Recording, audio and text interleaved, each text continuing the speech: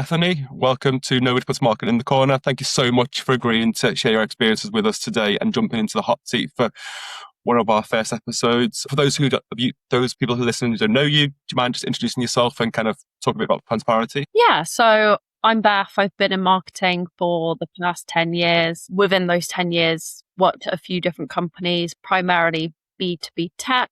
And within those companies, there's been like a huge focus on Microsoft. So the company I'm at now is called Transparity, where I'm currently head of campaigns and events. And yeah, we're one of the leading Microsoft partners. So it's quite an exciting space to be in. So talk to me about kind of how you got into marketing, because obviously you came from a non-traditional route, I suppose. You didn't go to university. People like me who went to university didn't do marketing either, but like maybe think, was university the right decision? I think obviously people in probably our era, I think you're a little bit younger than me, but were kind of encouraged to go down the university route quite heavily, and it was the seen thing to do, but you went against the curve to an extent. So just talk to me a bit about that and kind of how you ended up kind of falling into marketing, I suppose.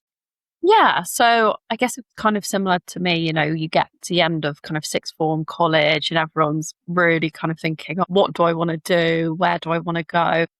And a lot of that from the people around you, like, your parents, your kind of teachers and stuff, everyone's kind of pushing you, and guiding you towards the university route. And essentially where I was at was, at the time, a lot of my courses kind of touched on elements of marketing. So for me, I kind of knew marketing was where I wanted to end up. It was just figuring out like, okay, what feels right for me? And kind of prior to that, I did a bit of work experience in like a PR company just to kind of, just see kind of what it's like, getting obviously hands-on experience there. And I kind of loved that side of things. I loved kind of being there, seeing what was happening, the realities of it, kind of, the actual day to day. So, when I come to make the decision of how do I get there, I was, at first a bit confused because I was like, uni sounds great, but I don't know if it's for me. Like, I've seen what it's like to work at a company. And, for me, I was like, I want more of that, but not necessarily just that. Like, I loved learning, so I did want to do part of that as well. So kind of came across apprenticeships where I spent quite a lot of time kind of seeing, what was involved, if it's, realistic for kind of marketing. Because at that time, even 10 years ago, like, there wasn't really much kind of for marketing in terms of apprenticeship. Yeah. So I managed to kind of come across one that kind of all seemed right for me. So went with that. So within the first 2 years of being in marketing, I was an apprentice, did a lot of kind of hands-on learning, obviously actually delivering in the job I was in, but also obviously studying obviously alongside that as part of the apprenticeship, which, I love because you were kind of learning about stuff, but also able to put it, directly into practice. So I did that for 2 years. And actually, when I was an apprentice, I was properly kind of like thrown into deep end. So I was actually the only marketing employee at that company. So it was like straight in, a little bit of knowledge, but not much. So it was kind of, right into the weeds of it, like learning kind of a lot and kind of leaning on that learning side of my apprenticeship, really kind of to get me up and running. So I did that for 2 years, kind of really enjoyed it, obviously continued to then be in marketing. But I also kind of still had that urge to continue studying, kind of alongside my kind of following jobs after that. I started like doing like evening kind of courses at a local college for like the Chartered Institute of Marketing qualification, spent a few years kind of getting a couple of them under my belt as well, which again, just love because you're like, you're actually in a role. A lot of the kind of doing that you're into day to day, you're actually able to kind of take back to kind of your learnings and kind of vice versa. So that's essentially kind of where I went with kind of everything, and just been loving it, to be honest. It's a very interesting one. So we've had a new starter fairly recently, Max, who did university, did a marketing master's, and obviously has kind of been building up all of this theory, but hadn't had the opportunity to put it into practice, and then has obviously come into the space. And I think the theory has helped, although from speaking to him, I think university theory is very different to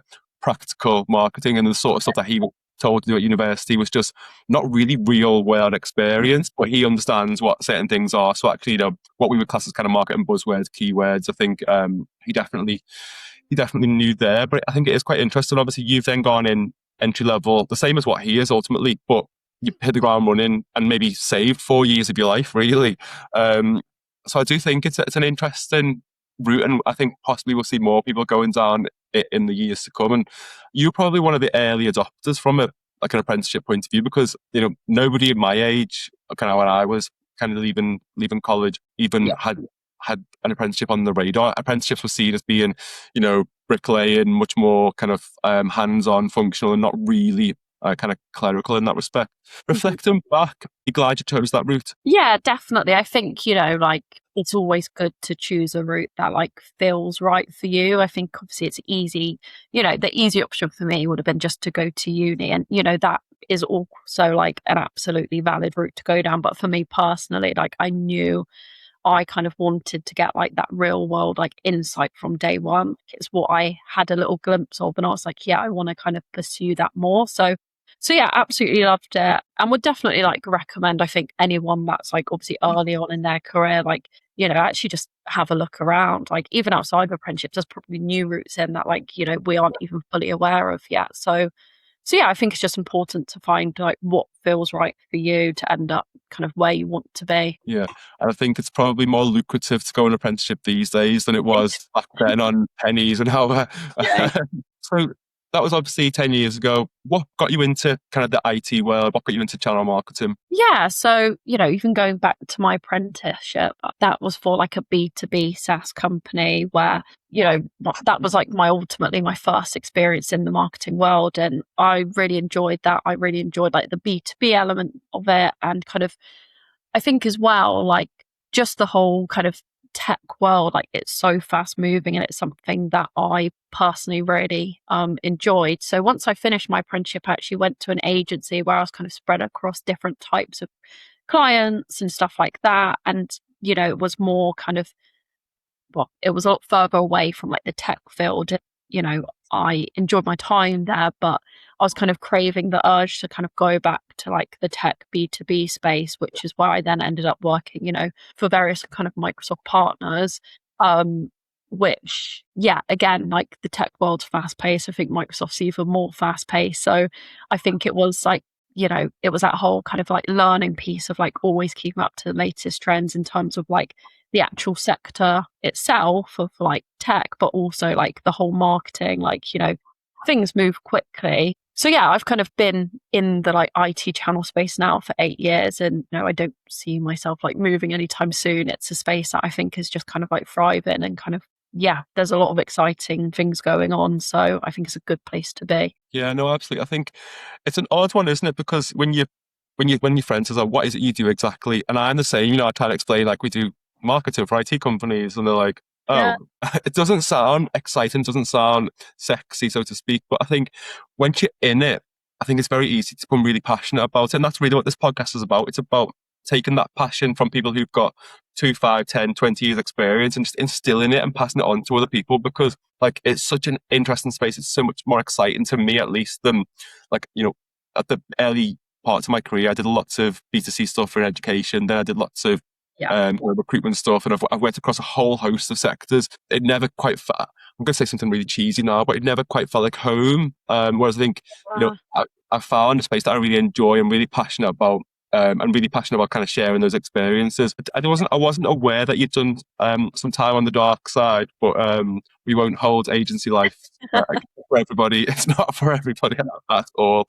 But yeah, it's certainly kind of where I've loved working for the last couple of years. Okay, then if we think about during that kind of 8 years in channel, then obviously kind of however long that was, you've done a bit of everything. Kind of what have you enjoyed the most, and equally kind of what has challenged you the most during that time? Yeah, I think the thing for me is kind of marketing as a role. Like, there's that classic saying around like, the marketing team's always sat there kind of colouring in, and, being in it, obviously that isn't the case. There's so much kind of thought and intention that goes into like everything we do. We're almost like the overthinkers of the company of like, what is it we're doing? Why are we doing it? And constantly like justifying everything we do. So for me, kind of like one of the reasons I'm in the role I'm in now is because I enjoy kind of I guess like the combination of like the planning and like thinking about what we're doing, and then, equally like the delivery part of it. Like, so like, seeing through a campaign from start to finish and seeing those results come in and kind of, working as a team kind of across the board to kind of bring something to life, such as like an event, for example, where there's so much kind of pre-event work that goes into, obviously, why are we doing this event? Who are we getting there? How do we get them there? Like, what are we going to say when everyone is in the room? To then obviously, like, most people just see the actual, like, cool, you did an event, it looked really good. But there's so much that goes into it. And I think it's that kind of, that, again, it comes back to the intention of like, why are we doing all of this? Like, that's the part I really enjoy.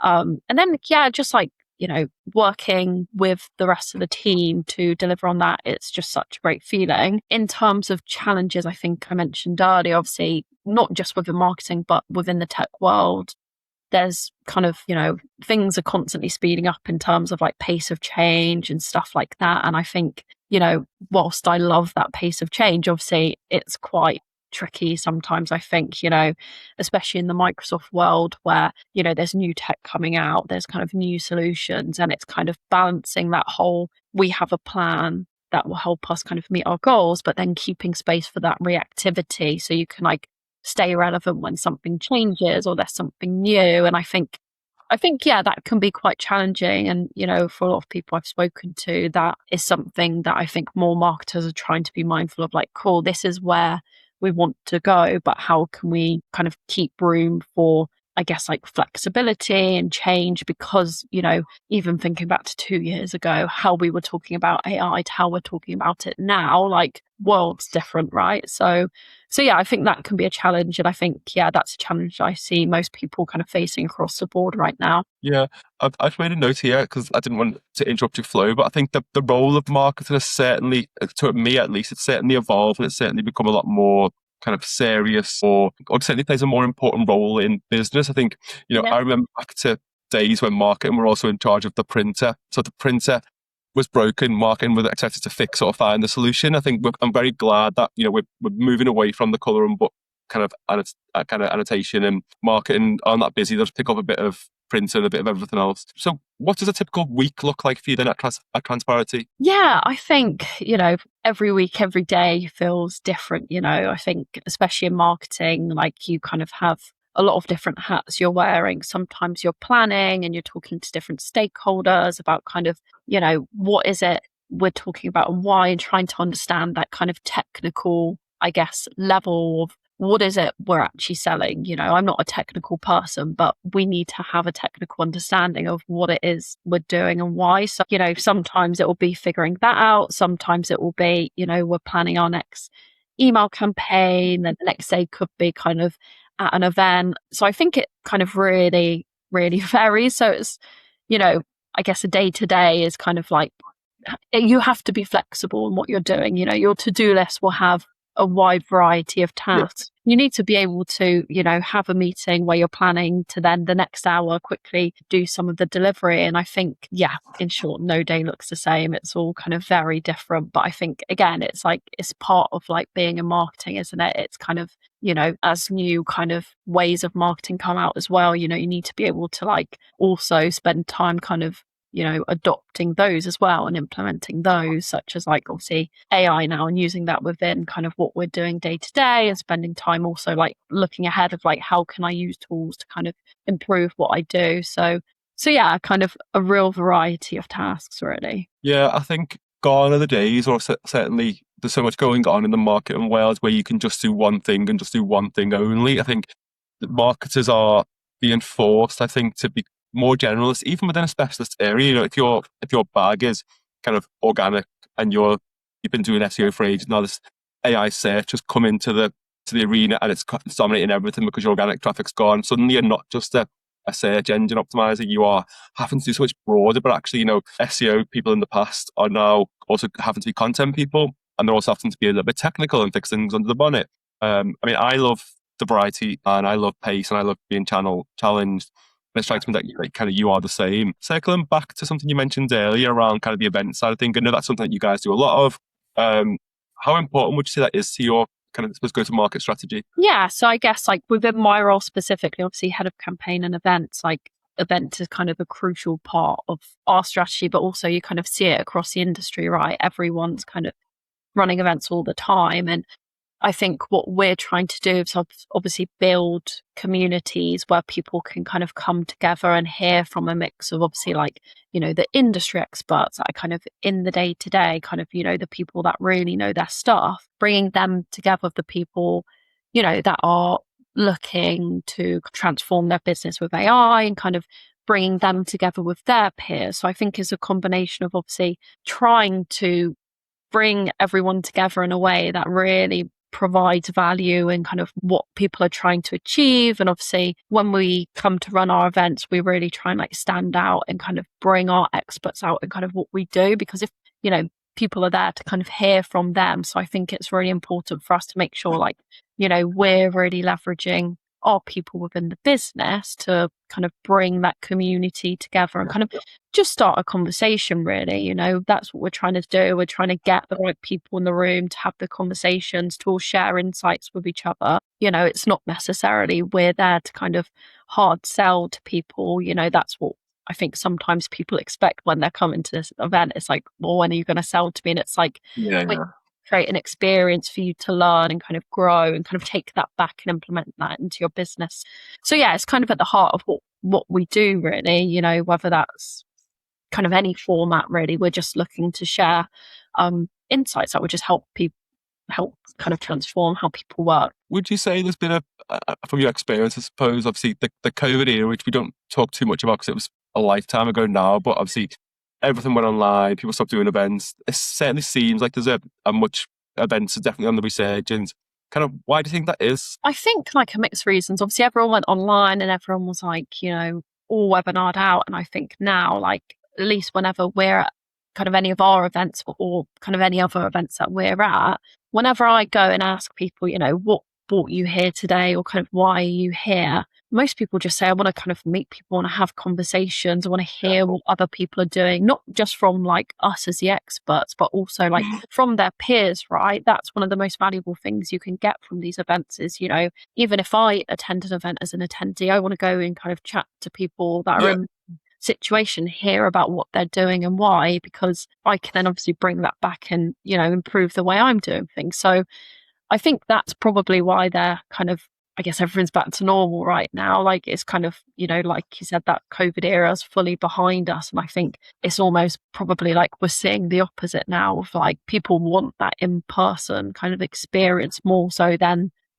online, which is convenient and, still very valid. But I think it's, the need for in-person feels like it keeps growing as time goes on. Yeah, I definitely think a webinar is very impersonal, isn't it? Because you can sit there with your camera off. You don't necessarily know who else is there. You haven't got an opportunity really. You can obviously ask questions in a chat box, but it's not the same as being able to put your hands up, being able to get the microphone, and being able to kind of do that peer-to-peer interaction as well.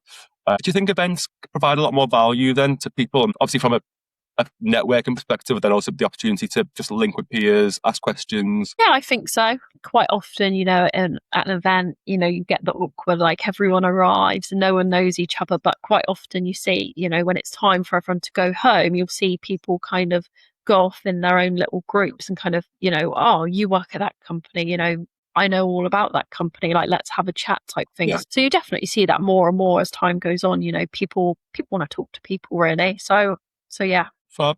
So one last question before we finish. How do you think you guys at Transparity have been able to make events work? I said there's a lot of partners who I know from speaking to them who have tried events, had what they think is a great agenda, great location, they've got Microsofts come along, but for whatever reason it just hasn't driven the attendance they want. Kind of from your experience, having done this for a number of years, kind of how do you, not necessarily is there a secret sauce, so to speak, and we don't want to give any trade secrets away, but kind of how do you guys make events work in that respect? Yeah, I think just like, spend time really kind of thinking about who it is you're trying to bring together and just genuinely like what do they want to hear? And just making sure, when you're talking to them about it, just make sure they know that is the case because, you'll get people there if you're, talking to person X and they already want to hear about kind of AI and kind of the governance side, then obviously make sure you're doing something on that and almost have that person that you really want to get your event at the heart of the planning, and then just kind of go with that. And I think that's kind of the top tip I would give. Nice. Well, thank you so much for joining us and sharing your story over the last eight years or so. To end, if we could do one final question, if you could do one thing differently in your channel experience, what would that be? Good question. I think sometimes it's easy to get stuck in, like, you know, I do things this way and that's how I'm going to do things. I think, like, you know, I'm pretty good at adopting kind of the new changes and new tech and kind of new ways of working. But I think, like, trying to spend more time really understanding what, like, the next thing is and kind of trying to be one of the first to start implementing it and testing it, like, you know, within what I do. I think that's something, like, I'm going to proactively try and do more of, especially now, like, you know, things seem to change quicker and quicker as, like, the months and years go by. Yeah. I think, yeah, that's something I personally, like, kind of want to start focus on now moving forward. Yeah, I definitely feel like I'm not a late adopter. What's the best way to phrase this that doesn't position me as someone that's out of touch? But I definitely feel like it's a much more conscious effort to try and stay on top of these things because I'm not on social media as much as I used to be.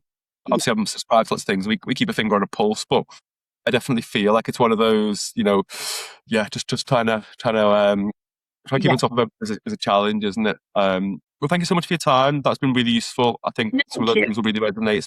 Some really good advice about the events. If anyone's got a question, I'm sure they can get in touch with you. But yeah, thank you so much for your time. And lovely to have you. Perfect. Yeah, thank you so much. It's been great to kind of run through all of this.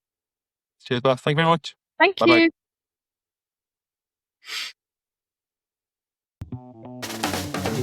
you.